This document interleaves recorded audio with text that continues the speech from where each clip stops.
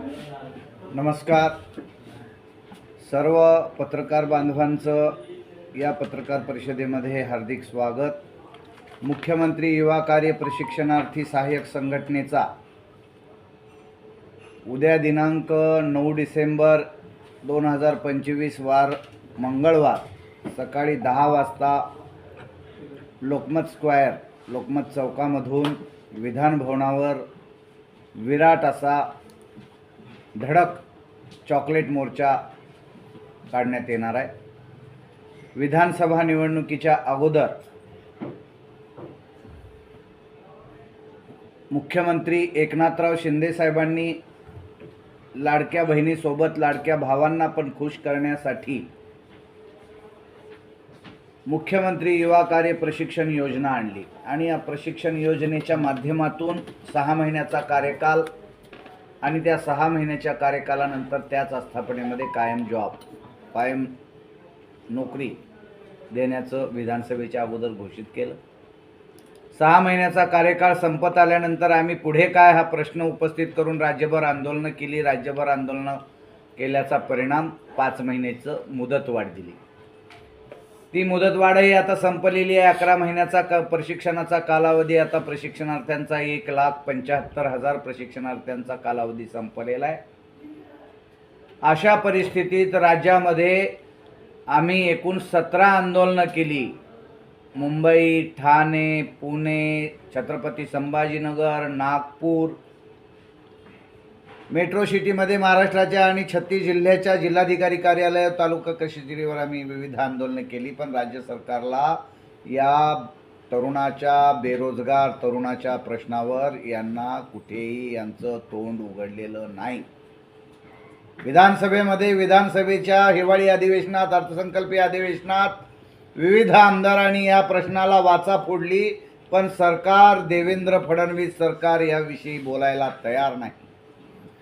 म्हणून आमचं मत आज या ठिकाणी बनलेलं आहे की विधानसभा निवडणुकीच्या अगोदर राज्यातल्या बेरोजगार युवक युवतींना खुश करून त्यांना प्रशिक्षणाच्या माध्यमातून कायम रोजगार देण्याचा शब्द देऊन शब्द फिरवणारं हे सरकार आम्हाला चॉकलेट दिलं काय अशी परिस्थिती आमच्या समोर उभा राहिली। तर हे आम्हाला चॉकलेट देणारं सरकार आज आम्हाला कायम रोजगाराबाबतीत बोलत नाही।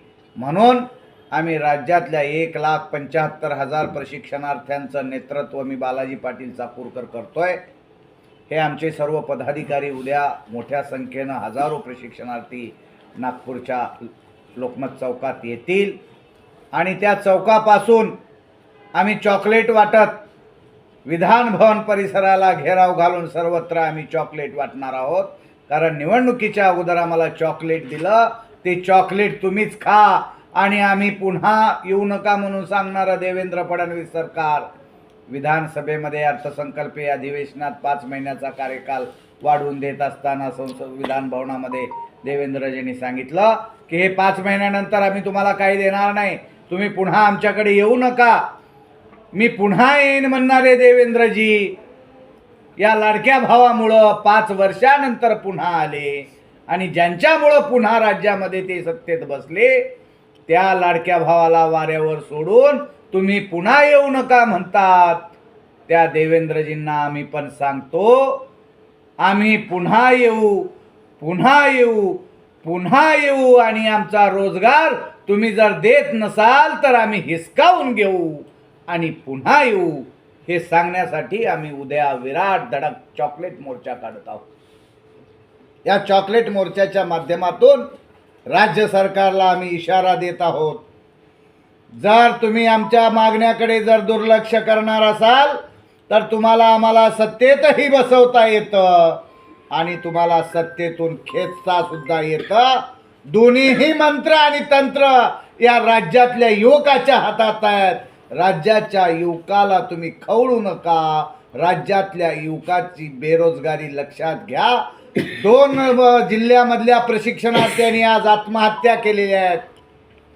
मग आत्महत्येच्या उंबरठ्यावर असलेला युवक जर तुम्हाला रोखायचा असेल तर या युवकांना त्यांच्या एज्युकेशन प्रमाणे विविध शासकीय आस्थापनेमध्ये त्यांना कायमस्वरूपी रोजगार देऊन त्यांना मानधन दुप्पट करा ही माफक अपेक्षा घेऊन आम्ही उद्या मोर्चा काढत आहोत.